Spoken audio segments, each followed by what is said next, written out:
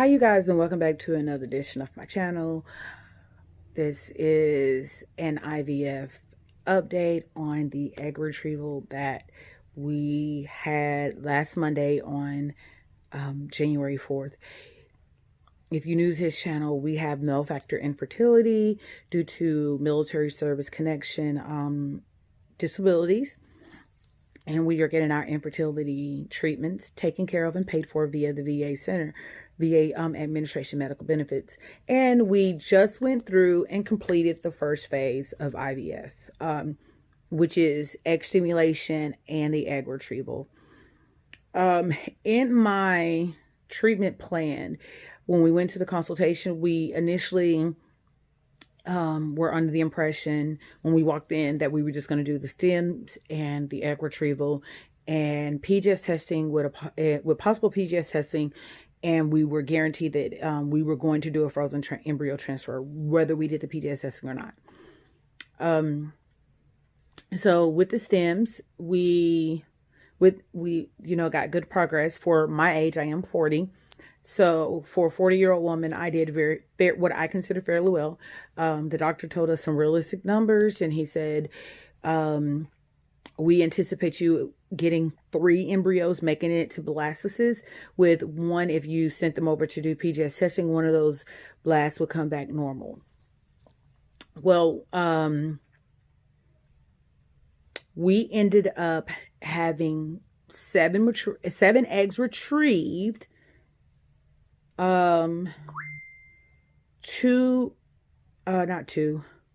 had 7 eggs retrieved. 5 of those 7 were mature, and all 5 were fertilized via ICSI. And ICSI is where they go in and they take one sperm and manually inject that one sperm into the egg. They do not do, it's not the traditional IVF, where with traditional IVF, you put the egg in a petri dish and then you put the sperm in the sperms in this petri dish, and they, battle it out, so to speak, and whoever penetrates the egg wins. With ICSI, the embryologist will single out which one is going to be chosen, and they will be put into the egg manually themselves. So all 5 were fertilized that way. When we got our, hold on for a second. Let me get this. This is a book that I've been keeping up with to keep up with everything that's going on. When we got our first update, which was day 1, that was when day 1 she called and she let me know 7 retrieved, 5 were mature, 5 were fertilized with ICSI, 4 were fertilized normally. And at my particular clinic, we are able to get photos of the embryos. I thought that was very cool. So when I got my phone call on day 2, I had 4 embryos dividing within 4 cells. So all 4 of the embryos that fertilized normally were dividing normally according to what their expectations. And I was given a picture of my embryos. And on day 2, this is what they look like. The red one is the embryo that fertilized incorrectly. So it was not going to go beyond this state of cell division. But these 4 in blue were the 4 that were deemed fertilized normal. And that was what it looked like at day 2. If you can look, you can see this egg, which is this embryo here, which is number 1. It actually was already gearing up to do the multiple cell division. But if you look here, you can see where that one is 3 cells, and they wanted them 2 to 4. So they gave me an update on day 3, and they were still performing very well. On day 3, I had 3 embryos that had divided into 8 cells, and 1 had divided into 6 cells.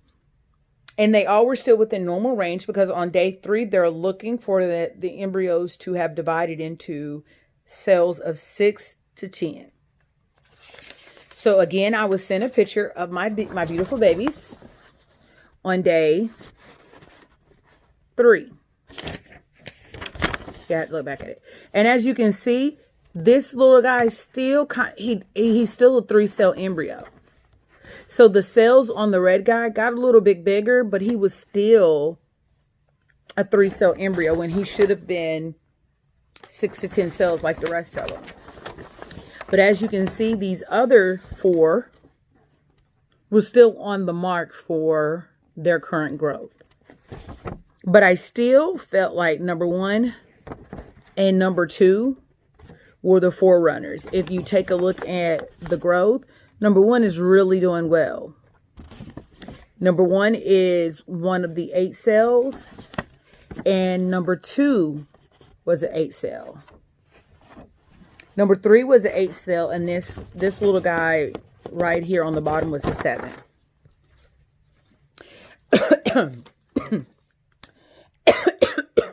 Excuse me. At my clinic, they don't give you a day 4 update. Nothing drastically looks different from day 3 to day 4. So I didn't get an update whatsoever on day 4. On day 5, however, that's the days that where they're either going to they expect them to make it to blastocyst. So from day 1 to 4, they are zygotes. Day 5 of development, they are expected to be blastocysts. In some cases, some need a little extra time, and you can go day 6 or day 7s, but day 5 is what they're looking for. And on day 5, I had these 2 in green considered blastocysts. Number 1 was graded as a 6 BC, and number 2 was graded a 5 BC.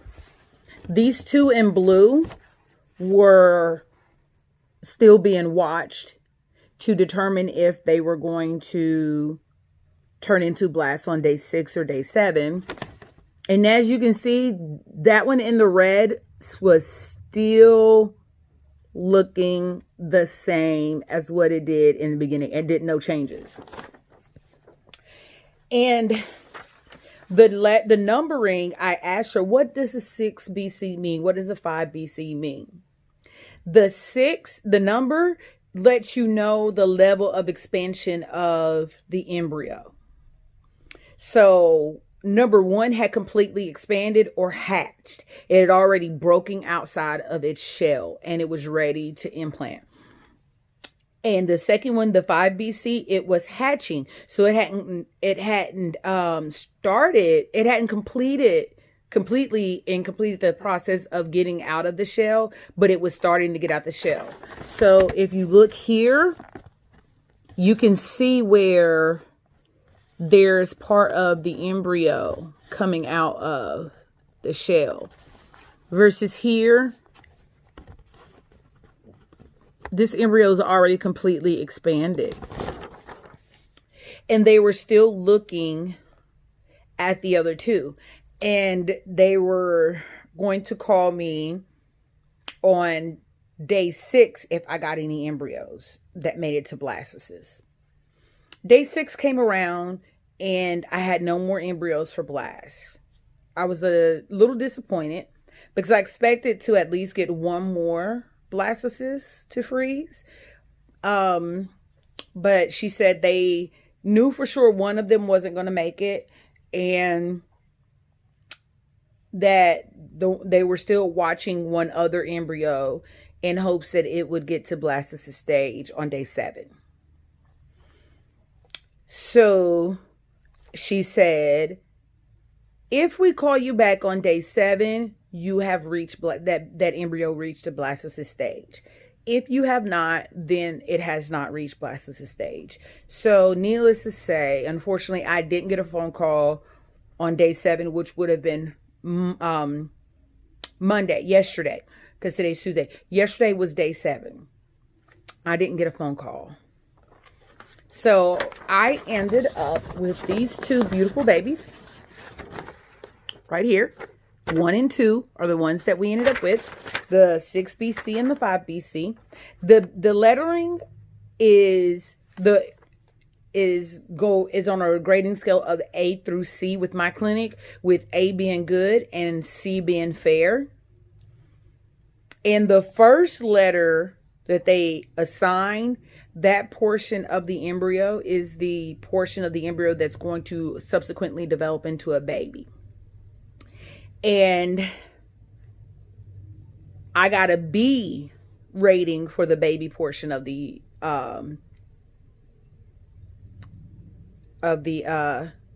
scoring. And on the second scoring, the second letter, that is the portion of the blastocyst or embryo that will subsequently be turned into a placenta and other cells to stimulate and nourish the baby once it implants. It was a grading of C. So the A is excellent, B is good, C is fair.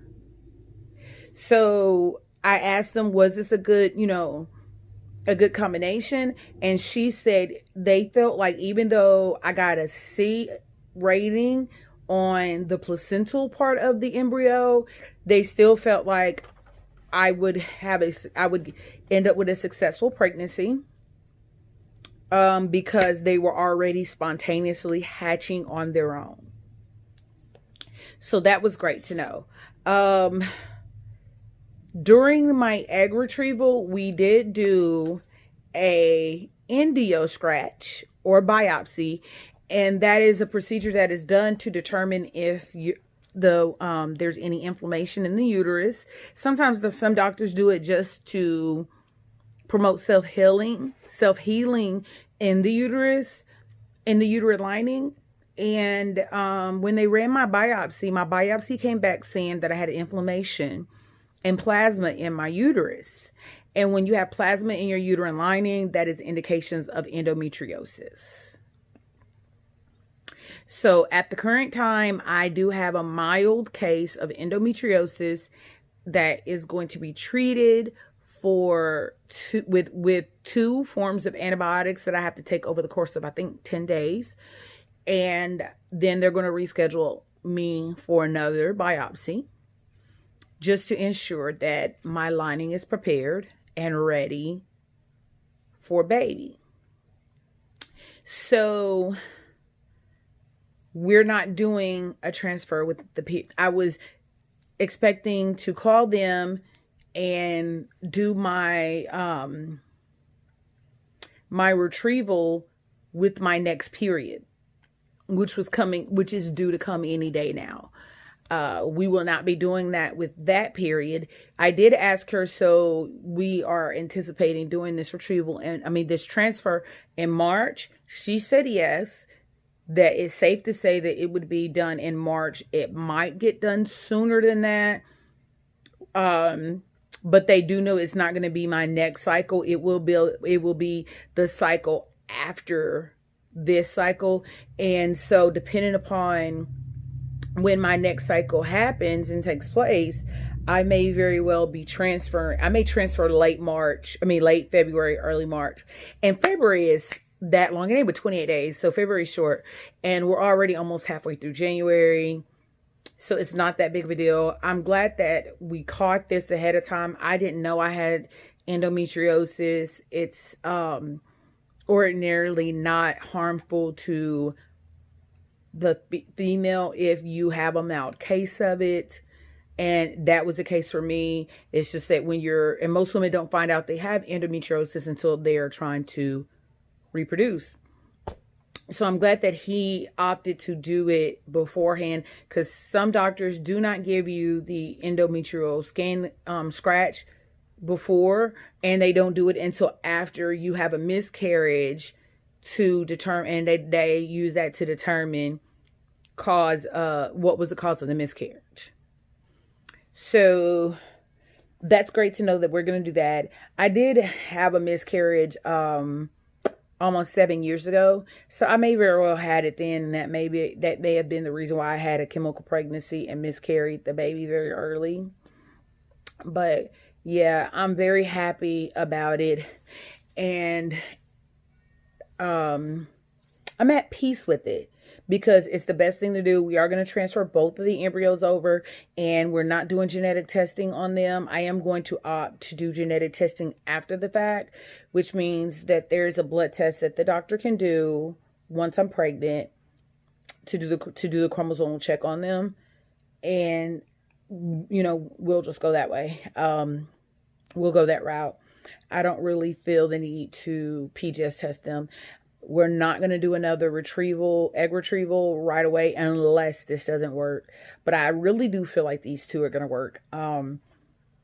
She didn't give me indication that the embryos that I have were poor quality. She was very happy that the first lettering was a B or an A, and that generally if both of the letters had been CC, then they would have been some concern to say that they were poor quality embryos.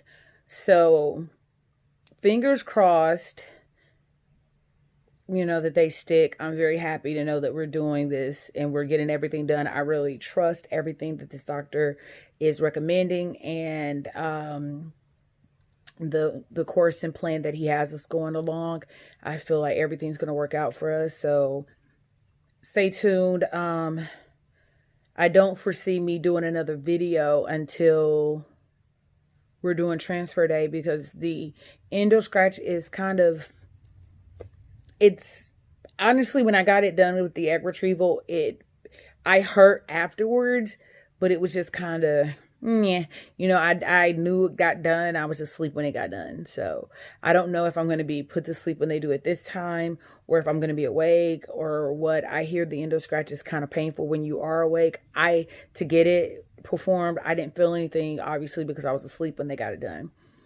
But yeah, stay tuned for that. But that's it. And I definitely am glad that I started this little booklet just to keep up with everything that's going on. And I suggest you do so with that. The IVF process itself is very grueling. It's very time consuming. It takes over your life, whether you want it to or not. So I'm just glad you guys are on this journey with me, and I have this healthy outlet to be able to channel what's going on. And I hope to be able to help future people with this process. I will be doing a video with my husband, explaining exactly what he did in order to start the process to get approved for this. It is a painstakingly grueling process for the referral authorization to be done and processed. But I am going to do a video with him or whatever, however he wants to do it, explaining what all needs to be done, what steps you need to do if you're a veteran and you believe that you have service-connected infertility, of getting it done. So I thank you again for joining this edition and going along this rabbit trail with us. I just know it's going to happen eventually, and that I can't put everything in a timeline. So the upside, I'll get to have a winter baby. So that's great. So yeah, by the end of the year, I'll be holding my blessing. That's the affirmation I kept telling myself today. By the end of the year, I'll be holding my blessing in my hand. Have a great night, you guys.